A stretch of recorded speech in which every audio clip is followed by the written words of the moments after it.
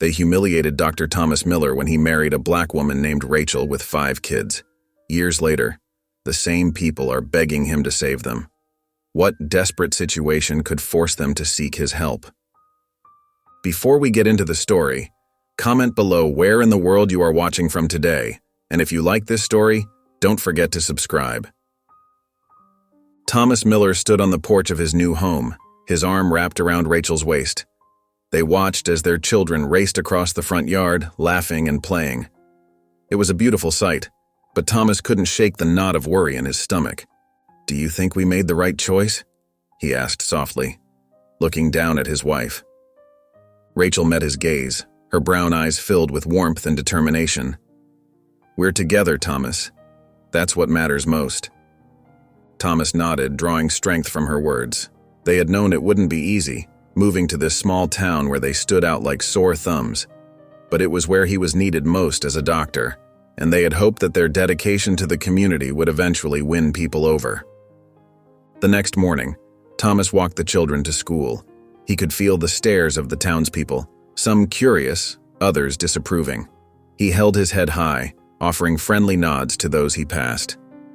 "Remember," he told the children as they approached the schoolhouse, "be kind, work hard, and always do your best." The youngest, Sarah, clung to his hand. "What if they don't like us, Daddy?" Thomas knelt down, looking into her worried eyes. "Then that's their loss, sweetheart. You're all wonderful, and anyone would be lucky to be your friend." As the children disappeared into the building, Thomas felt a mix of pride and concern. He knew they were strong, but he hated that they had to face such challenges. Back at home, Rachel was busy unpacking boxes in their new clinic, which occupied the front room of their house. Thomas found her arranging medical supplies on shelves. "How are you holding up?" he asked, helping her with a heavy box. Rachel sighed, brushing a stray curl from her forehead. "It's different, but we'll make it work. We always do." Thomas pulled her into a hug, breathing in the familiar scent of her hair. "I love you, Rachel. We're in this together." As they embraced, there was a hesitant knock at the door. They separated, exchanging a look of surprise and hope. Perhaps this was their first patient, a chance to begin building connections in their new community. Thomas straightened his shirt and moved to answer the door, ready to face whatever challenges lay ahead. He knew that with Rachel by his side and their children to inspire them, they could overcome anything. As the days turned into weeks, the Miller family began to feel the weight of the town's prejudice settling upon their shoulders. What had started as polite coldness soon morphed into something more insidious. Rachel stood in the local grocery store, her shopping basket in hand. She smiled at the clerk behind the counter, but the woman pointedly looked away, busying herself with rearranging items that didn't need rearranging.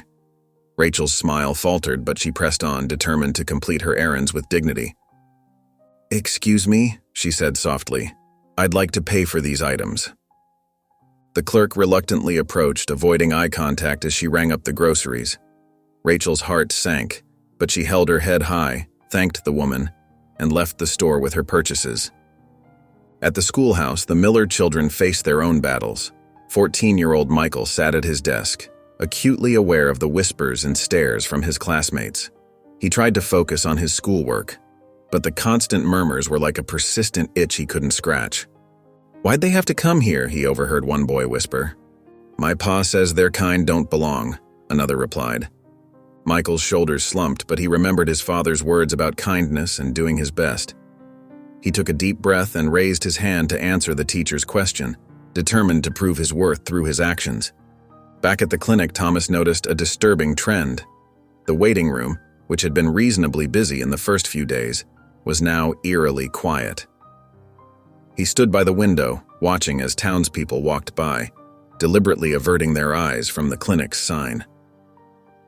Later that evening, Thomas overheard a conversation between 2 men outside the general store. "Did you hear? The Johnsons drove all the way to Millbrook for little Timmy's checkup," one man said. "Can't say I blame them," the other replied. "Better safe than sorry, I always say." Thomas felt a pang in his chest. He had taken an oath to help all those in need, regardless of their background or beliefs. It hurt to think that people would risk their health traveling long distances rather than trust in his abilities as a doctor. As he walked home, Thomas's mind raced with worry. How could he prove himself to a town that seemed determined to reject him and his family? The challenge ahead seemed daunting, but he knew he had to persevere, for Rachel, for their children, and for the oath he had taken as a healer. Thomas and Rachel walked hand in hand towards the town hall, their hearts heavy but determined. They hoped that by attending the town meeting, they could show their willingness to be part of the community. As they entered the building, the chatter in the room died down, replaced by an uncomfortable silence. They found seats near the back, feeling the weight of disapproving stares. Rachel squeezed Thomas's hand, drawing strength from his presence. The meeting began, and for a while it seemed like they might make it through without incident. But as the floor opened for public comments, a local businessman, Mr. Hawkins, stood up. His face was twisted with disdain as he pointed at Thomas and Rachel. "I've got a question for our new doctor," Mr. Hawkins said, his voice dripping with sarcasm. "Why'd you choose to marry her?" He jerked his thumb towards Rachel. "Don't you know what that does to a man's reputation?" The room fell silent, the tension palpable. Thomas felt Rachel stiffen beside him, her grip on his hand tightening. He stood slowly, his face calm despite the anger and hurt bubbling inside him. "Mr. Hawkins," Thomas began, his voice steady, "I married Rachel because I love her.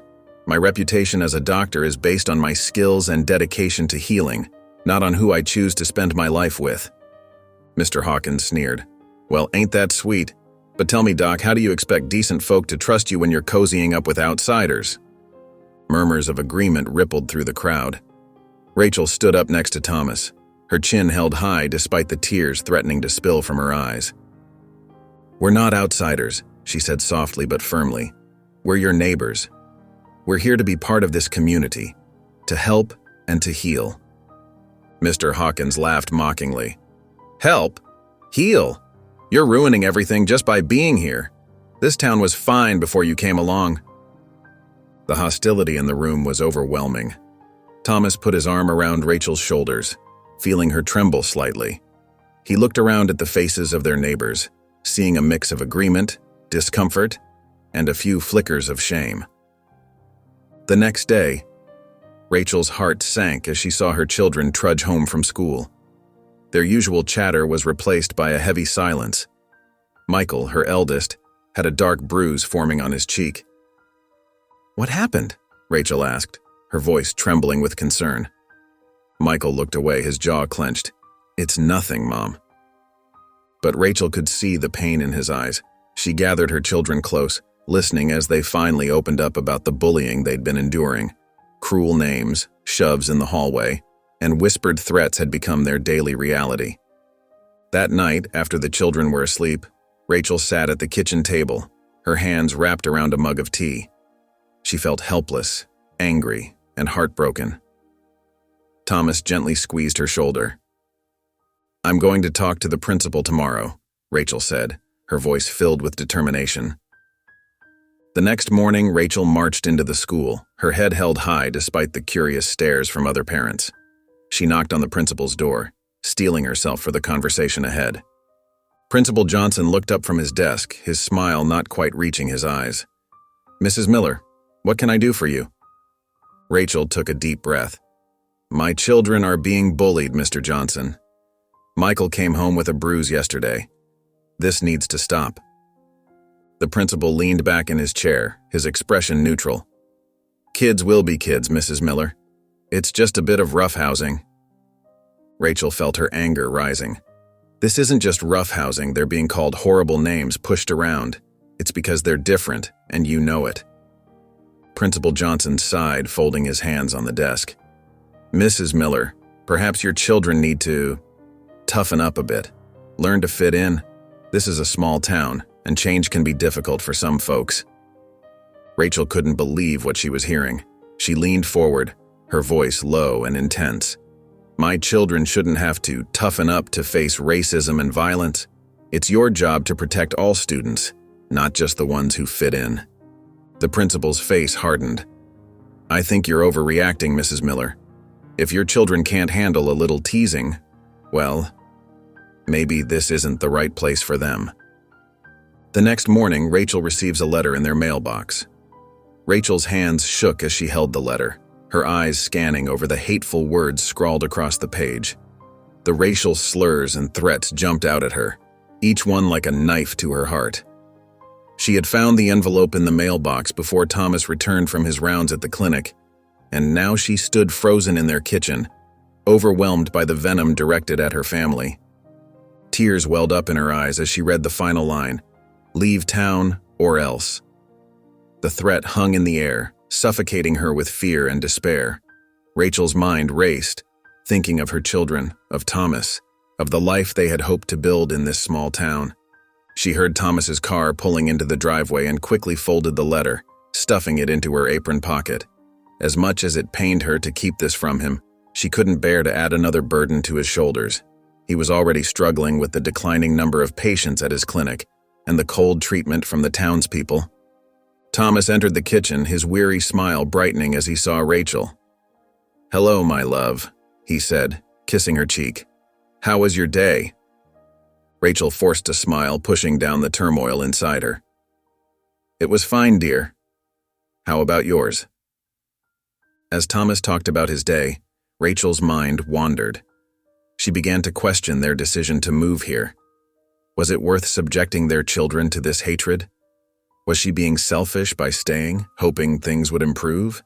That night, as Thomas slept peacefully beside her, Rachel lay awake, the weight of the hidden letter heavy on her conscience. She loved Thomas with all her heart, admired his strength and dedication to helping others. But now she wondered if love was enough to withstand the storm of prejudice they faced. Rachel turned on her side, watching Thomas's chest rise and fall with each breath. She wanted to protect him, to shield him from the ugliness of the world.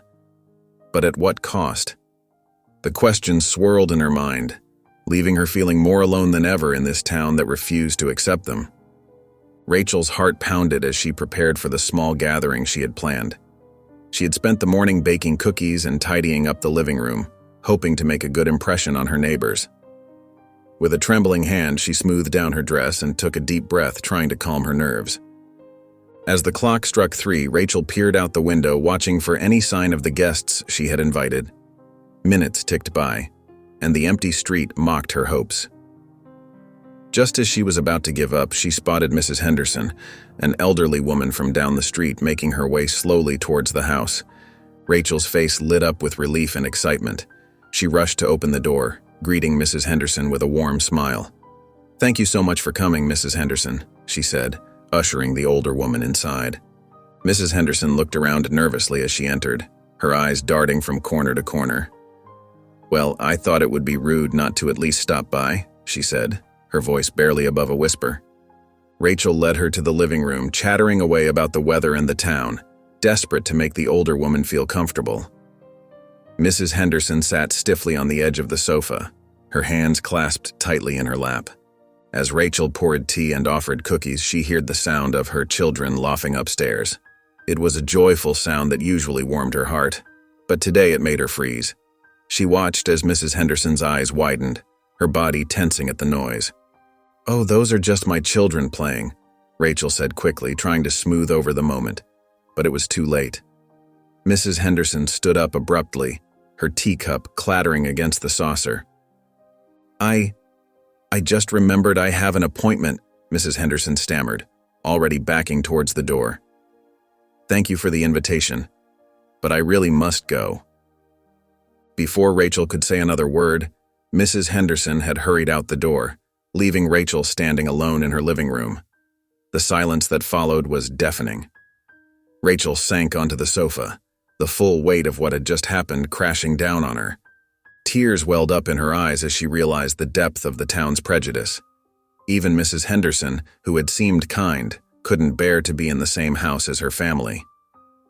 The rejection stung, leaving Rachel feeling more isolated than ever. As the days turned into weeks, Thomas's medical practice suffered a severe blow. The once bustling waiting room now stood empty, a stark reminder of the town's rejection. Patients who had once sought his care now traveled miles to see doctors in other towns, leaving Thomas with a growing sense of despair. One afternoon, Thomas sat at his desk, staring at the mounting pile of bills. His shoulders sagged under the weight of their financial troubles. He rubbed his tired eyes, the strain of their situation etched deep in the lines of his face. "Rachel," he called out softly, his voice barely above a whisper. "Can you come here for a moment?" Rachel appeared in the doorway, her eyes filled with concern. She walked over to Thomas, placing a gentle hand on his shoulder. "What is it, dear?" Thomas gestured helplessly at the bills. "I don't know how we're going to make it," he admitted, his voice cracking. "We're barely covering our expenses, and if things don't change soon—" Rachel knelt beside him, taking his hands in hers. "We'll find a way," she said, her voice steady despite the fear in her heart. "We always do." Thomas looked into her eyes, his own brimming with tears. "I'm so sorry, Rachel. I thought coming here would give us a better life. Instead, I've brought nothing but hardship to you and the children." Rachel's heart ached at the sight of her strong husband so broken. "Thomas, you've given us love and a home. That's more than enough." But even as she comforted him, Rachel felt the weight of their isolation pressing down on her. She thought of the empty house earlier that day, of Mrs. Henderson's hasty departure, of the whispers and stares that followed them everywhere. Thomas squeezed her hands, his voice barely audible. "Maybe we made a mistake coming here. Maybe I was foolish to think we could make a life in this town." Rachel wanted to disagree, to reassure him, but the words caught in her throat. Instead, she leaned forward, resting her forehead against his. They sat there in silence, drawing strength from each other's presence, both acutely aware of the challenges that lay ahead. The Millers woke to a chilling sight one crisp morning. Their once welcoming home now bore ugly scars of hatred. Crude, hateful words were scrawled across the white siding in angry red paint. The sight made Rachel's stomach churn. Thomas stood in shocked silence, his fists clenched at his sides. The children huddled behind their parents, their eyes wide with fear and confusion. "Why would someone do this?" Michael, the eldest, whispered. Rachel pulled her children close, trying to shield them from the cruel reality before them. "Some people have hate in their hearts," she said softly, her voice trembling. Thomas took a deep breath, his jaw set with determination. "We need to report this," he said firmly. "This isn't right." They made their way to the sheriff's office, hope mingling with dread in their hearts. Surely the law would be on their side.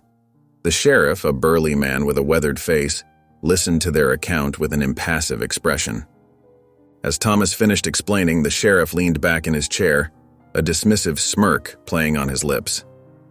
"Sounds like a harmless prank to me," he drawled. "Boys will be boys, you know." Rachel felt her heart sink. "Harmless?" she echoed, disbelief coloring her voice. "This was a targeted attack on our family." The sheriff shrugged, unmoved by her distress. "Can't do much without proof. Probably just some kids letting off steam." Thomas and Rachel left the sheriff's office feeling defeated and more alone than ever. The walk home was silent, each lost in their own thoughts.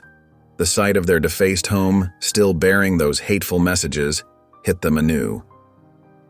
As they stood in front of their house, Rachel reached for Thomas's hand. He squeezed it tightly, drawing strength from her touch. They both knew that in this moment, they only had each other to rely on. The next morning, Rachel stood at the foot of the stairs calling up to her children. "Time for school." Her voice echoed through the quiet house, but no one came down. Concerned, she climbed the steps and found her kids huddled in Michael's room. Their faces were drawn, eyes red from crying. "We can't go back, Mama," Michael said, his voice barely above a whisper. "They're so mean to us." Rachel's heart broke as she looked at her children's scared faces. She sat down on the bed, pulling them close. "Oh, my babies," she murmured, fighting back her own tears. That evening, after the children were in bed, Rachel and Thomas sat at the kitchen table. The weight of their situation hung heavy in the air. "We can't keep sending them to school like this," Rachel said, her voice thick with emotion. "It's not fair to them." Thomas nodded, running a hand through his hair. "I know," he sighed. But what choice do we have? We can't afford to move, and I can't just abandon my patients. Rachel reached across the table, taking his hand. I understand, Thomas. But our children are suffering. There has to be something we can do. They sat in silence for a moment, the ticking of the clock echoing their racing thoughts. Maybe we could teach them at home, Rachel suggested hesitantly. Thomas frowned. Is that even allowed? And how would we manage it with everything else going on? Rachel shrugged, feeling helpless. I don't know, but we have to do something. We can't let this town break our family. Thomas squeezed her hand, his eyes filled with love and worry. We'll figure it out, Rachel. We have to. For our children. As they sat there, holding hands across the table, they both felt the weight of their decision. They were trapped, caught between their responsibilities and their family's well-being. But in that moment, they knew they had to find a way forward, no matter how difficult the path might be. Thomas sat at his desk in the empty clinic, his head in his hands. The silence that once brought him peace now felt suffocating. He looked up at the barren waiting room, remembering when it used to be filled with patients. Now it was just a painful reminder of how unwelcome his family had become in this town. With a heavy heart, he picked up the phone and dialed home. Rachel, he said, his voice cracking. I think we need to leave. I can't do this anymore. Rachel's heart sank at the defeat in her husband's voice. Thomas, honey, come home. We need to talk about this face to face. When Thomas arrived, Rachel was waiting for him on the porch. She took his hand and led him to their favorite spot under the old oak tree. They sat down together, the setting sun casting a warm glow over their troubled faces. I'm sorry, Rachel, Thomas whispered. I thought I could make a difference here, but I was wrong. Maybe it's time we pack up and go. Rachel looked into her husband's eyes, seeing the pain and disappointment etched in them. She took a deep breath and squeezed his hand. Thomas, do you remember the day we got married? He nodded, a small smile tugging at his lips despite his sadness. We promised to love and support each other through anything, Rachel continued. This town, these people, they don't define us. We're stronger than their hate. Thomas felt a warmth spreading through his chest as he listened to his wife's words. But what about the clinic? The children's education? Rachel's eyes sparkled with determination. We'll figure it out together. We have our farm, our love, and each other. That's more than enough to build a life on. As they sat there, the tension slowly eased from Thomas's shoulders. He looked around at their little farm, the home they had built together. It wasn't perfect, but it was theirs. You're right, he said softly. We can't let them win. Our family is what matters most. Rachel leaned her head on his shoulder, a sense of peace settling over them both. We'll focus on us, on our children, on this beautiful land. The rest will fall into place. Several years passed, and Thomas found himself standing in his clinic for the last time. He ran his hand over the worn examination table, memories of countless patients flooding his mind. With a bittersweet smile, he turned off the lights and locked the door behind him. As he walked home, Thomas felt a weight lift from his shoulders. The hostility of the town had taken its toll, but now he was free to focus on what truly mattered, his family and their little farm. Rachel was waiting for him on the porch, her warm smile a balm to his weary soul. Welcome home, Dr. Miller, she said, her eyes twinkling. Thomas chuckled, pulling her into a tight embrace. Just Farmer Miller now, he replied, feeling a sense of peace wash over him. The following years brought a new rhythm to their lives. The family threw themselves into the work of the farm, finding solace in the simple pleasures of tending to the land and animals. The children, once timid and hurt by the town's cruelty, blossomed in the nurturing environment of their home. Michael, the eldest, took charge of the vegetable garden, his green thumb surprising even himself. The twins, Sarah and Samuel, found joy in caring for the chickens and collecting eggs each morning. Even little Emma, the youngest, had her own special job of feeding the barn cats. Thomas and Rachel watched with pride as their children grew stronger and more confident. The farm became a sanctuary, a place where they could be themselves without fear of judgment or ridicule. One evening, as the family sat around the dinner table, Rachel looked at each of her children in turn. "You know," she said softly, "I think we've learned something important here on this farm." The children looked at her curiously, waiting for her to continue.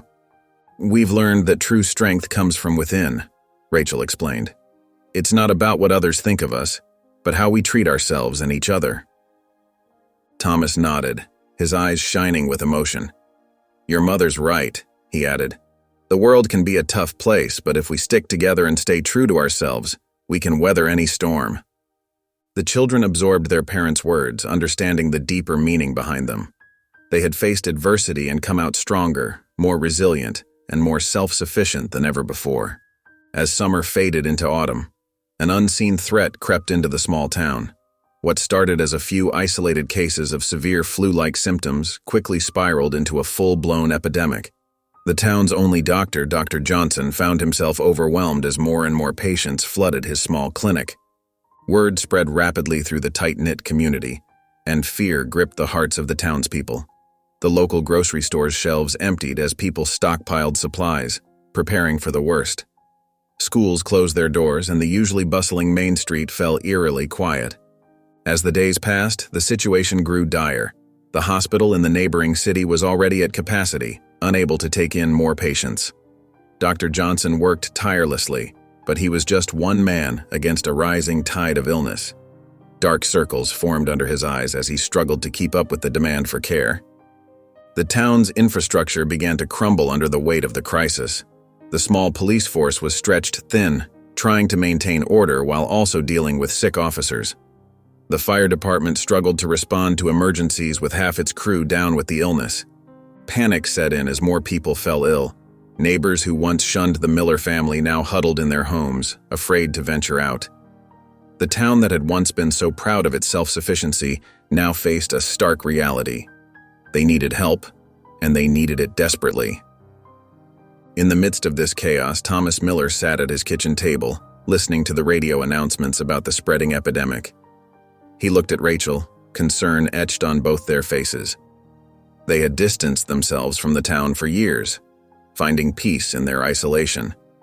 But now, as the crisis deepened, Thomas felt a familiar pull, the call of duty that had led him to become a doctor in the first place. The town hall was packed, the air thick with fear and desperation. Mayor Johnson stood at the podium, his face pale and drawn. He cleared his throat, addressing the anxious crowd. "Friends, we're facing a crisis unlike any we've seen before," he began, his voice shaky. "Our resources are stretched thin, and Dr. Johnson can't handle this alone." Murmurs rippled through the crowd. Someone called out, "What about the city hospital?" The mayor shook his head. "They're overwhelmed too. We're on our own." Silence fell as the gravity of the situation sank in. Then, from the back of the room, a timid voice spoke up. It was Mrs. Henderson, the neighbor who had once left Rachel's gathering so abruptly. "What about Dr. Miller?" she suggested hesitantly. The room erupted in a mix of whispers and gasps. Thomas Miller's name hadn't been spoken in these halls for years. "He's not practicing anymore," someone objected. "But he's still a doctor, isn't he?" Mrs. Henderson pressed. "And he's right here in town." The mayor looked uncomfortable. "After how we treated him and his family, would he even consider helping us?" A heavy silence fell over the room. The townspeople shifted in their seats, guilt and shame evident on their faces. They remembered the cold shoulders, the whispers, the vandalism. How could they possibly ask for help now? Finally, Sheriff Davis stood up. "We don't have a choice," he said gruffly. "Pride won't save lives. We need to ask Dr. Miller for help." Slowly, heads began to nod in agreement. The mayor sighed deeply, then straightened his shoulders. "All right," he said. "Who wants to go with me to speak to Dr. Miller?" A few hands raised tentatively. As the volunteers gathered at the front of the room, the rest of the townspeople watched, a mix of hope and trepidation on their faces. They knew they were about to swallow a very bitter pill, but it was their only chance at survival. The next morning, a small group of townspeople made their way down the dusty road to the Miller farm. Among them were Mayor Johnson, Sheriff Davis, and Mr. Hawkins, the businessman who had once mocked Thomas so cruelly. Their faces were grim, their steps heavy with the weight of their mission. As they approached the farmhouse, they saw Thomas working in the fields. He straightened up, wiping sweat from his brow, and watched them warily as they drew near. "Dr. Miller," Mayor Johnson called out, his voice strained, "we need to talk to you." Thomas hesitated, then nodded curtly. "Wait here," he said, heading towards the house. Inside, Rachel was preparing lunch. She looked up as Thomas entered, concern etching her features. "What is it?" she asked softly. "Town folks are here," Thomas replied, his voice tight. "They want to talk." Rachel moved to the window, peeking out at the group. Her eyes widened as she recognized Mr. Hawkins. What could they want after all this time? Thomas shook his head. "I don't know, but I'm not sure I want to hear it." Rachel touched his arm gently. "Maybe we should listen at least." With a deep sigh, Thomas nodded and stepped back outside. The delegation shifted nervously as he approached. Mayor Johnson stepped forward. "Dr. Miller, we need your help. There's an epidemic in town. People are dying, and we can't handle it on our own." Thomas's face remained impassive. "You have a doctor in town," he said flatly. "He's overwhelmed," Sheriff Davis explained. "We're desperate." Mr. Hawkins, looking thoroughly ashamed, spoke up. "We know we don't deserve your help, Dr. Miller. The way we treated you and your family, it was wrong. But please, we're begging you, save our town." Thomas stood silent, his jaw clenched. Years of hurt and anger warred with his inherent desire to help others. He glanced back at the house where Rachel stood watching from the window. She gave him a small, encouraging nod. I need to think about it," Thomas finally said, his voice rough with emotion. The delegation nodded, hope glimmering in their eyes. As they turned to leave, Thomas felt a gentle hand on his shoulder. Rachel had come to stand beside him. "You should consider it," she said softly. "I know they hurt us, but this is bigger than that. It's about doing what's right." Thomas looked at her, his eyes filled with conflicting emotions. "After everything they did to us, to our children." Rachel squeezed his hand. "I know, but you're a healer, Thomas. It's who you are, and right now, they need healing more than ever." Thomas took a deep breath, his eyes meeting Rachel's. Her unwavering support gave him strength. He turned back to the waiting delegation. "All right," he said, his voice firm. "I'll help, but on one condition. Rachel and our children will be fully involved in this effort. We work as a family." Mayor Johnson nodded eagerly. "Of course, Dr. Miller, whatever you need." Mr. Hawkins stepped forward, his face etched with remorse. "We're grateful for any help you can give us, Doctor. Your whole family will be welcome." Thomas nodded curtly. "Then let's get started. We'll turn our home into a clinic. It's not ideal, but it's all we have." As the delegation left, Thomas and Rachel gathered their children. They explained the situation, emphasizing the importance of helping others, even those who had hurt them. "It won't be easy," Rachel told them, her voice gentle but firm. "But it's the right thing to do." The family sprang into action. They cleared out the living room, moving furniture to make space for makeshift beds. Rachel and the older children gathered clean linens and blankets, while Thomas took inventory of his medical supplies. "We'll need more," he muttered, scribbling a list. "Much more." Rachel placed a comforting hand on his shoulder. "We'll make do with what we have, and the town will have to help with the rest." As the day wore on, the Miller home transformed. The living room became a ward, the kitchen a supply station. Thomas briefed his family on basic medical procedures, showing them how to take temperatures and administer simple treatments. "Remember," he told them, his voice serious, "we're dealing with a contagious illness. We must be careful to protect ourselves too. Rachel nodded, her face set with determination. We're ready, Thomas. Whatever comes, we'll face it together. As evening fell, they heard the rumble of vehicles approaching. Thomas stepped onto the porch, watching as trucks filled with sick townspeople began to arrive. He took a deep breath, steeling himself for the challenge ahead. Rachel appeared beside him, slipping her hand into his. You can do this, she whispered. We can do this. Thomas squeezed her hand, drawing strength from her presence. Then, with a nod, he stepped forward to meet the first patients, ready to begin the fight to save the town that had once rejected them. As the first patients arrived, Thomas quickly assessed their conditions, directing the most severe cases to the makeshift ward in the living room. Rachel, her face a picture of calm determination, stood by his side, ready to assist. Michael, Sarah, Rachel called to her eldest children. Help me get these folks settled.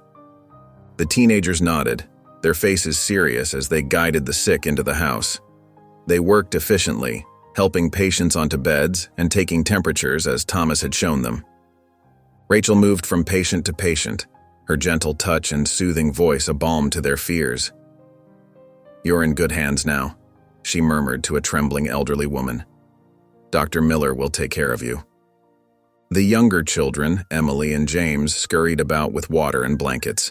Their small faces were set with purpose as they carefully distributed supplies to those in need. Here you go, ma'am, Emily said softly, offering a glass of water to a coughing woman. Drink slowly, okay?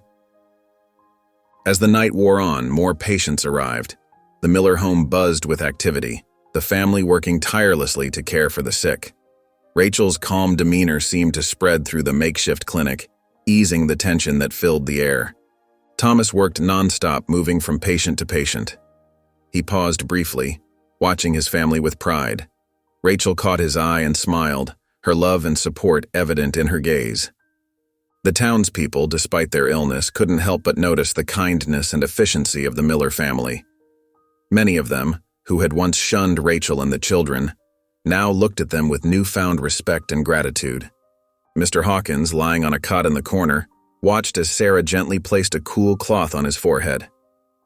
Thank you, he whispered, his eyes filled with remorse.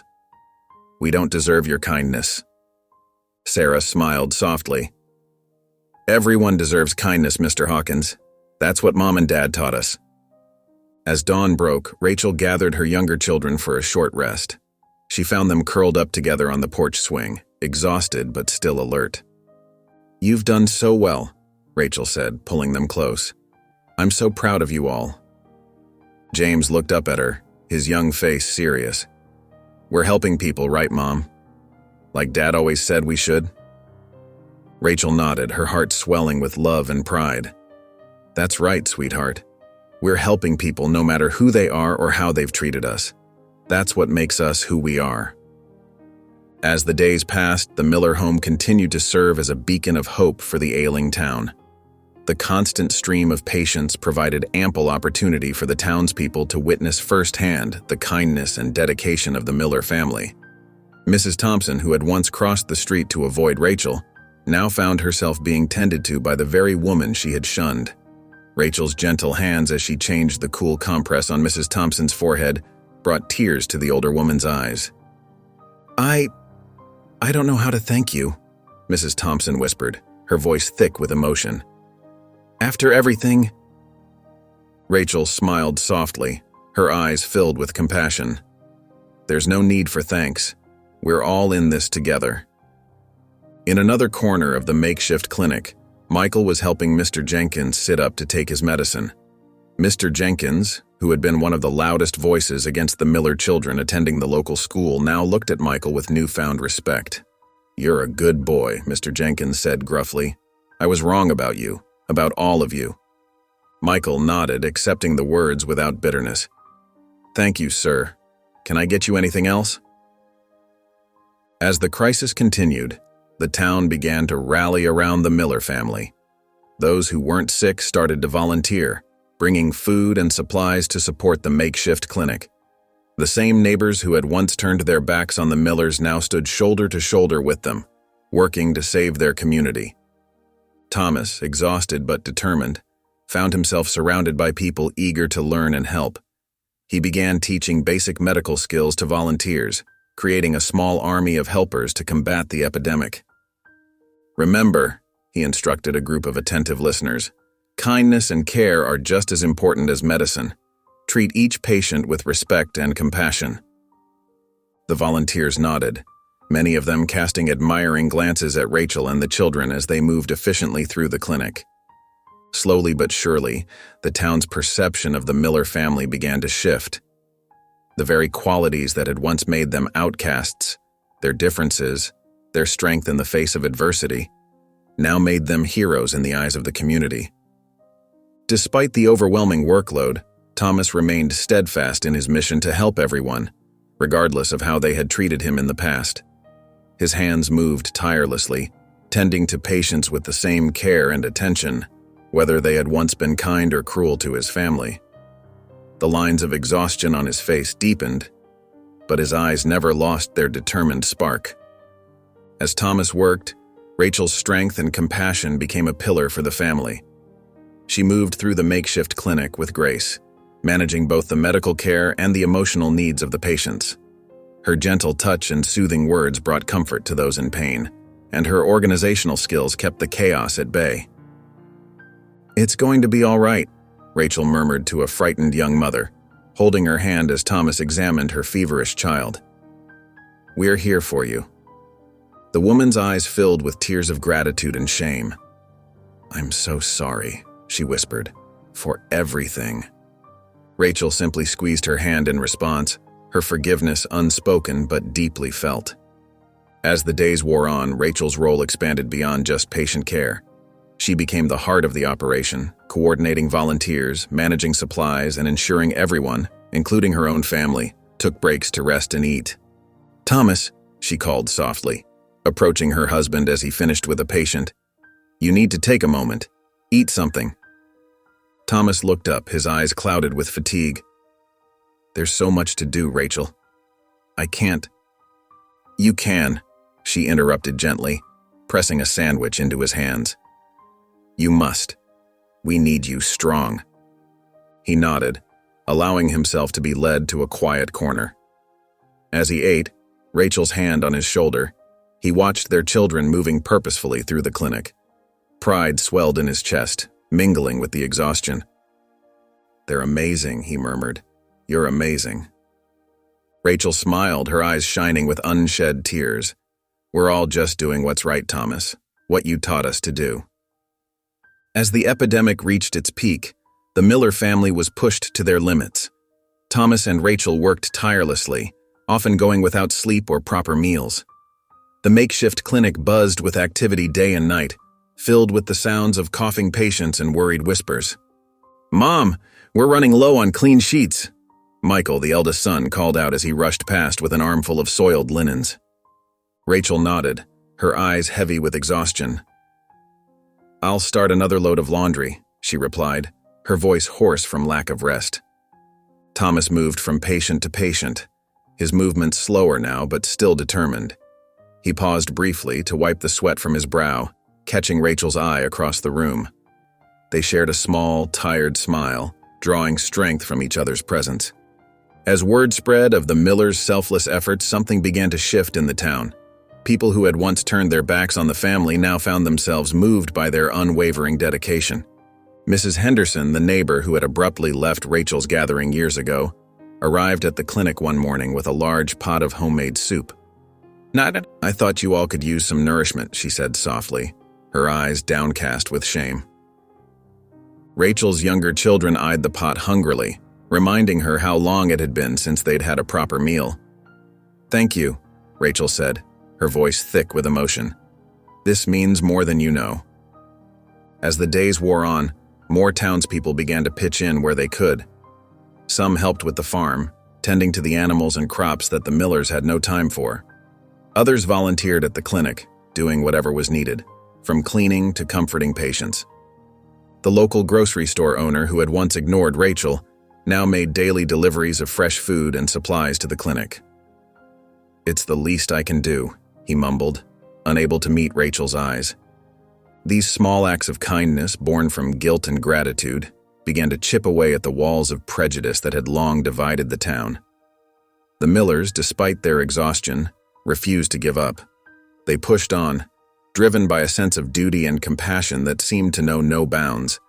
The epidemic raged on, but a pivotal moment was about to unfold. Late one evening, a frantic knock echoed through the Millers' makeshift clinic.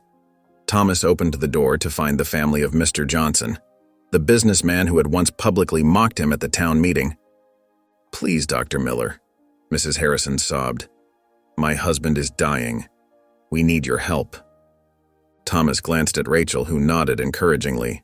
Without hesitation, he grabbed his medical bag and followed the Johnsons to their home. Mr. Harrison lay in bed, his skin ashen and his breathing labored. Thomas immediately set to work, his hands steady despite the years of resentment he had harbored towards this man. "Rachel, I need your help," Thomas called out.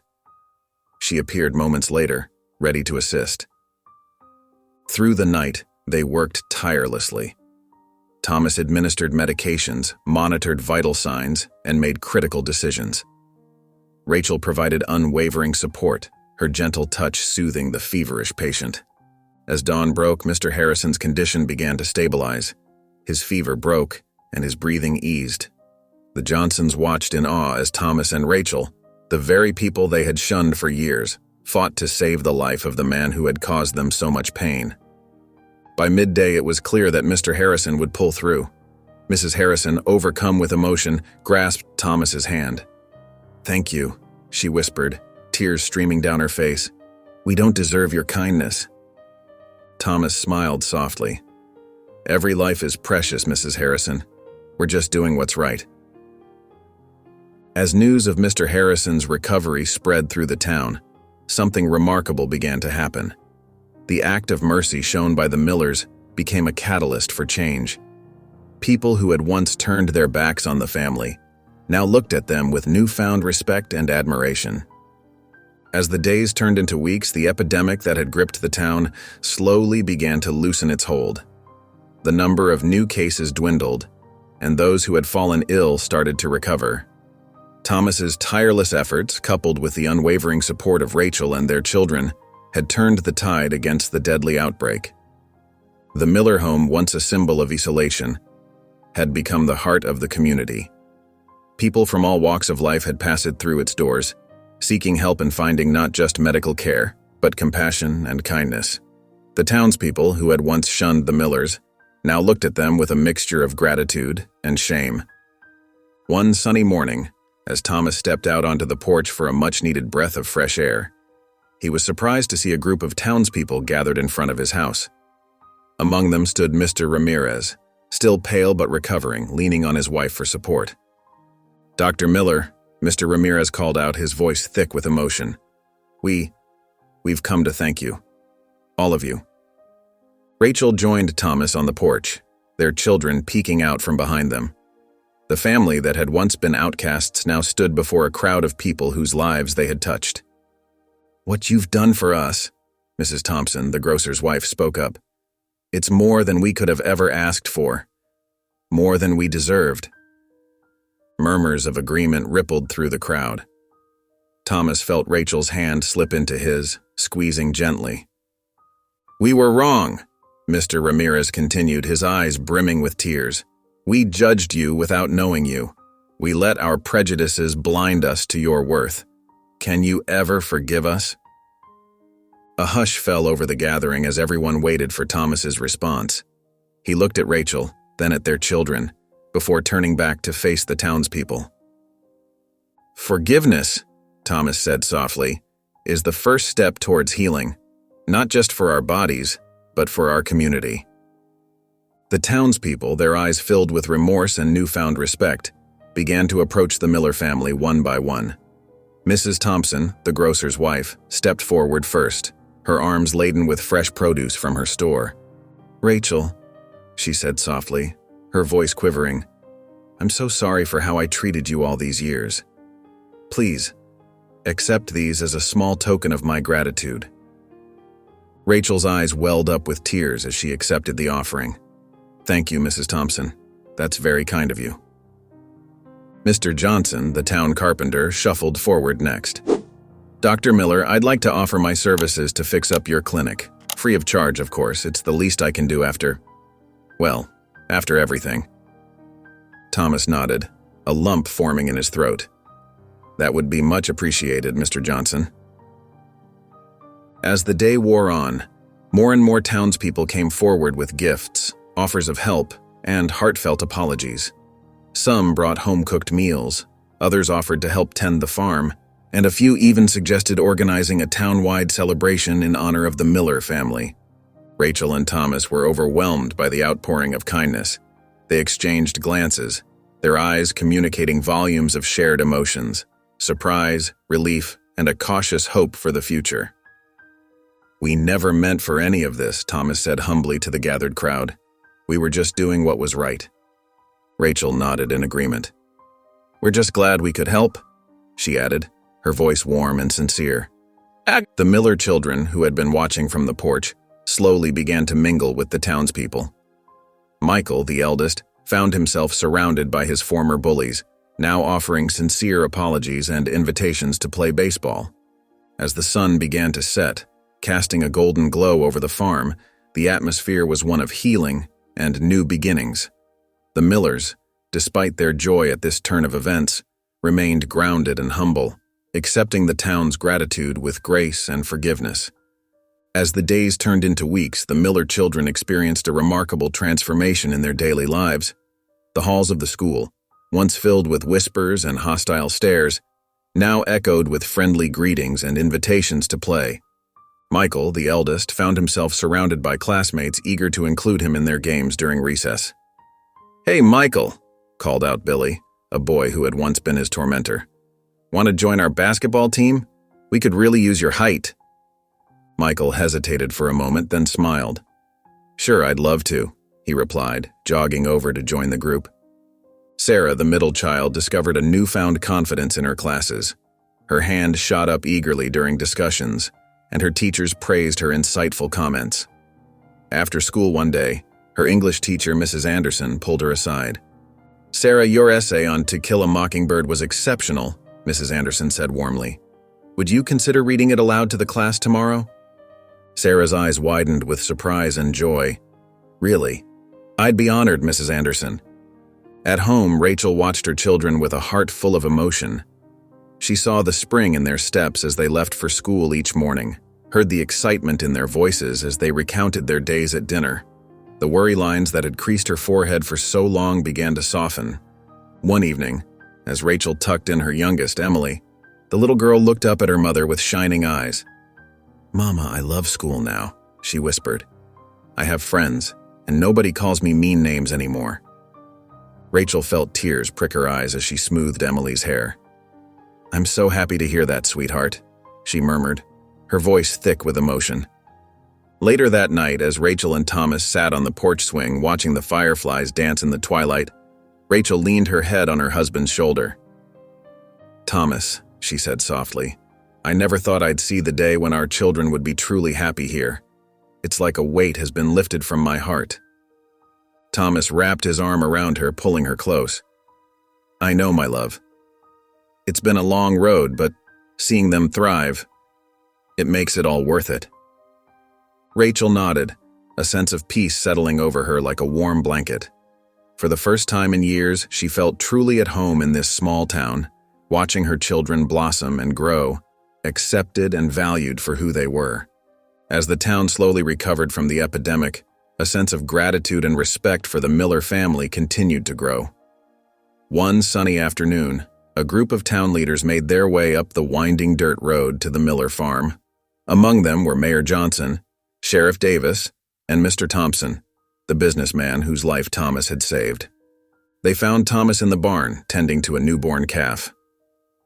Rachel stood nearby, holding a bucket of fresh milk. The couple looked up as the group approached, surprise evident on their faces. Mayor Johnson cleared his throat. "Dr. Miller," he began, his voice filled with a mixture of respect and nervousness. "We've come to speak with you about an important matter." Thomas wiped his hands on a rag and stepped forward. "What can I do for you, gentlemen?" he asked, his tone polite but guarded. Mr. Thompson stepped forward, his eyes meeting Thomas's.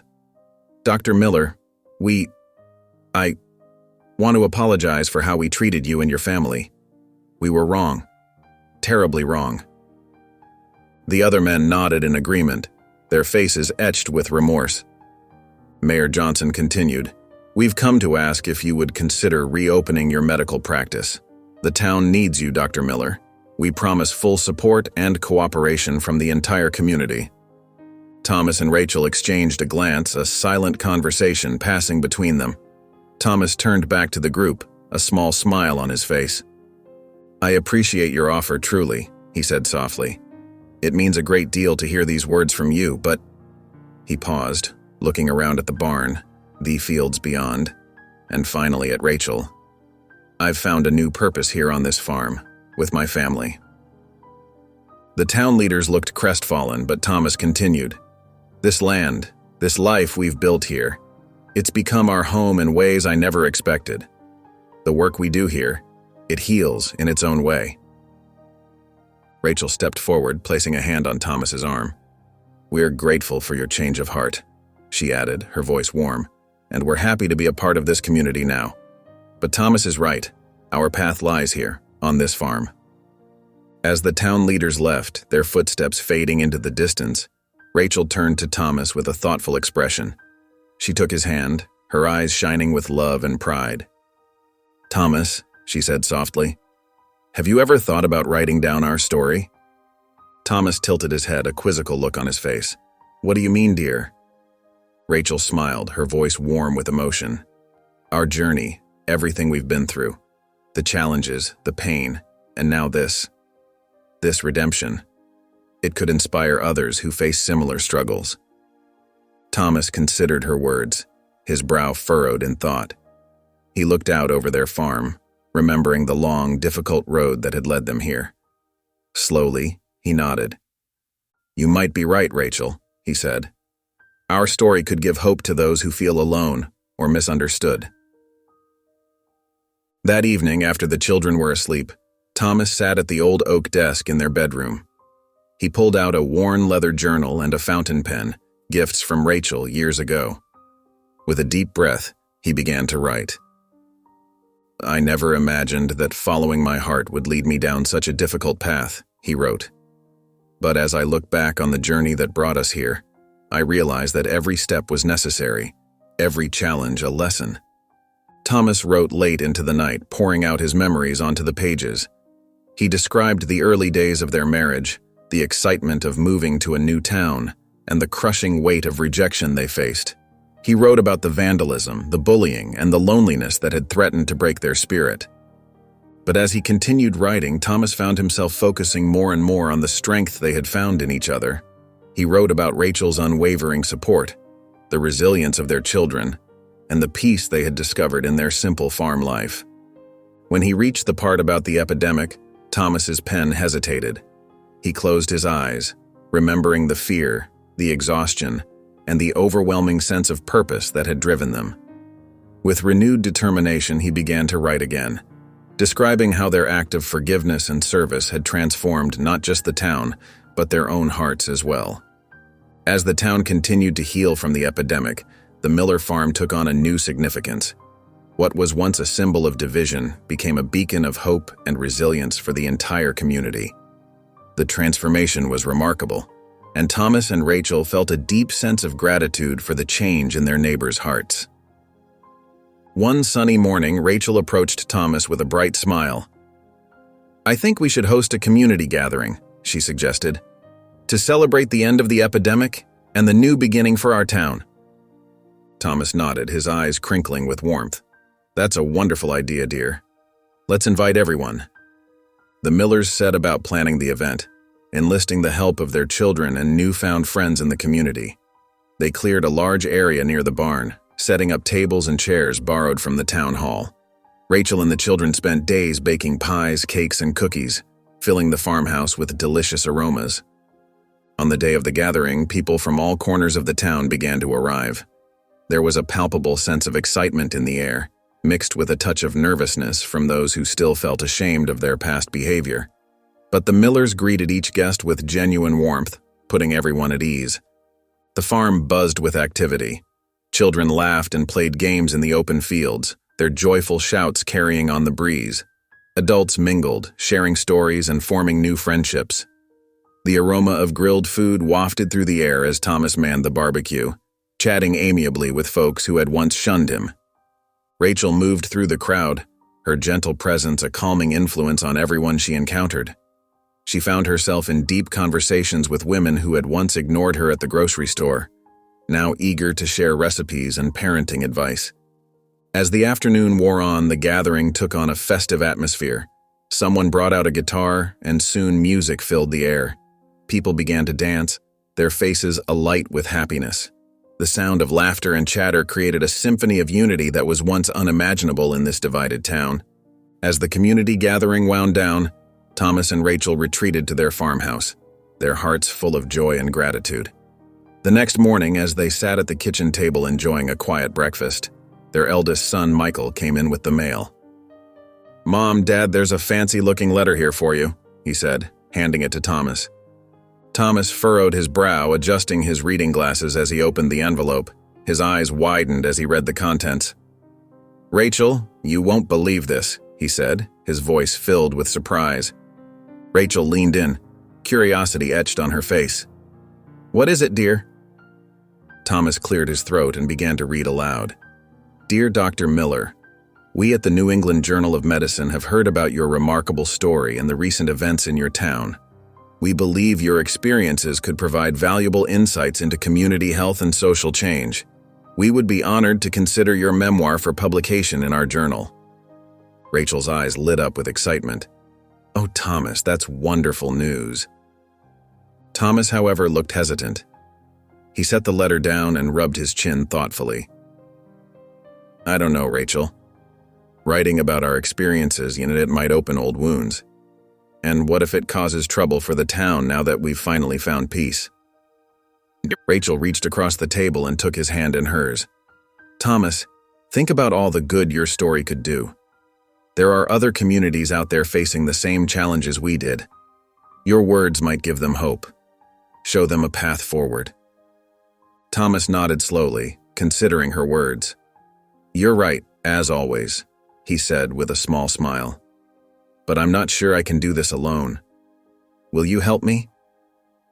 Rachel's eyes welled with tears of pride and love. "Of course, my dear. We've been through everything together. We'll write this story together, too." Over the next few weeks, Thomas and Rachel spent their evenings recounting their experiences, laughing and crying as they relived both the painful and joyous moments. They wrote about the initial rejection, the years of isolation, and the transformative power of compassion during the epidemic. As they worked, Thomas found the process surprisingly cathartic. "You know, Rachel," he said one evening, "I think this is helping me let go of the last bits of hurt I've been holding on to." Rachel squeezed his hand. "Me too, Thomas, and just think of all the people our story might help." With renewed purpose, Thomas and Rachel finished their memoir, pouring their hearts onto the pages. They sent it off to the journal, hoping that their tale of perseverance, love, and community healing would inspire others facing similar challenges. The day the journal arrived in the mail, Thomas's hands trembled as he opened the package. There, in black and white, was their story. Rachel stood beside him, her eyes glistening with tears of joy and pride. "We did it, Thomas," she whispered, squeezing his hand. As word spread about the publication, the Millers' phone began to ring off the hook. Journalists, conference organizers, and community leaders from across the country wanted to hear more about their incredible journey. At first, Thomas was hesitant. "I'm not sure I'm cut out for public speaking, Rachel," he confessed one evening. Rachel cupped his face in her hands. "You've always had a gift for touching people's hearts, Thomas. This is just a different way of healing." With Rachel's encouragement, Thomas agreed to their first speaking engagement at a medical ethics conference.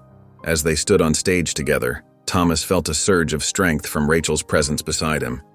Our story isn't just about overcoming prejudice, Thomas began, his voice growing stronger with each word. It's about the power of love, forgiveness, and community. Rachel then stepped forward, her voice filled with emotion.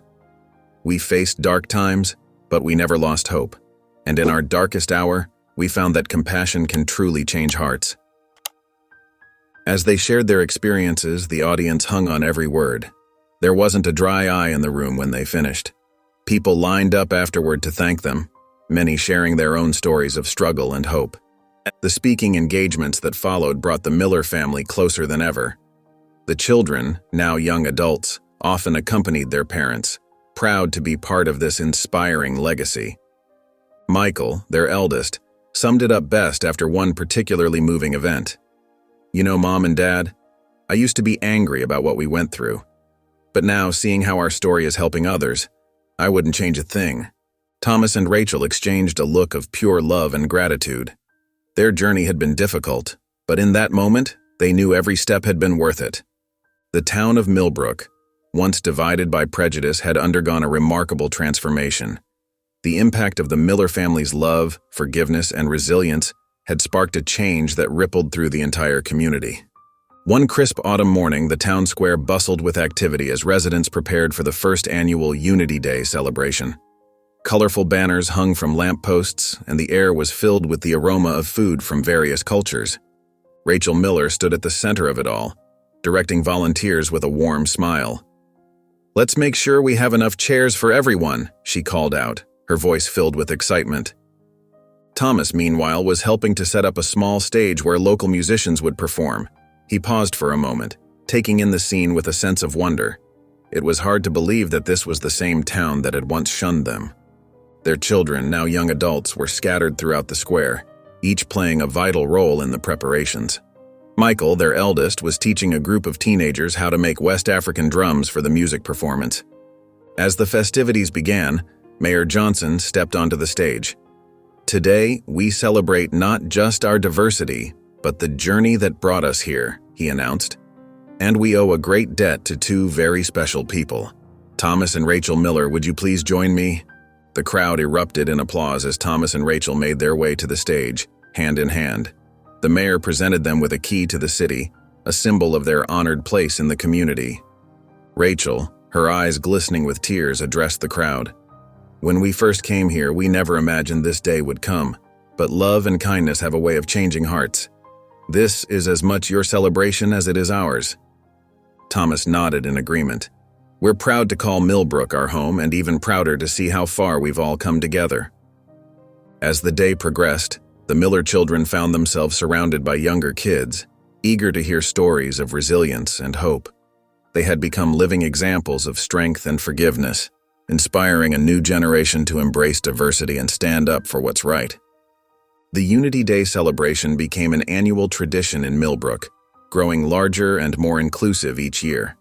It stood as a testament to the power of love and forgiveness, and the profound impact one family could have on an entire community. As the sun began to set on another beautiful day in Millbrook, Thomas and Rachel Miller sat side by side on their porch swing, gently rocking back and forth. The warm evening breeze carried the sweet scent of blooming flowers from their thriving garden. Thomas reached out and took Rachel's hand in his, giving it a gentle squeeze. "Can you believe how far we've come, my love?"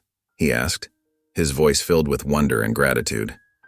Rachel smiled, her eyes twinkling with joy. "It's like a dream, Thomas. Sometimes I have to pinch myself to make sure it's real." They gazed out at their flourishing farm, the fields stretching out before them in a patchwork of vibrant greens and golds. In the distance, their children's laughter echoed across the land as they played a game of tag among the tall stalks of corn. "Look at them," Rachel said softly, nodding towards their children. "They're so happy, so free. Remember when we worried they'd never feel at home here?" Thomas nodded, a lump forming in his throat. "We've all come so far.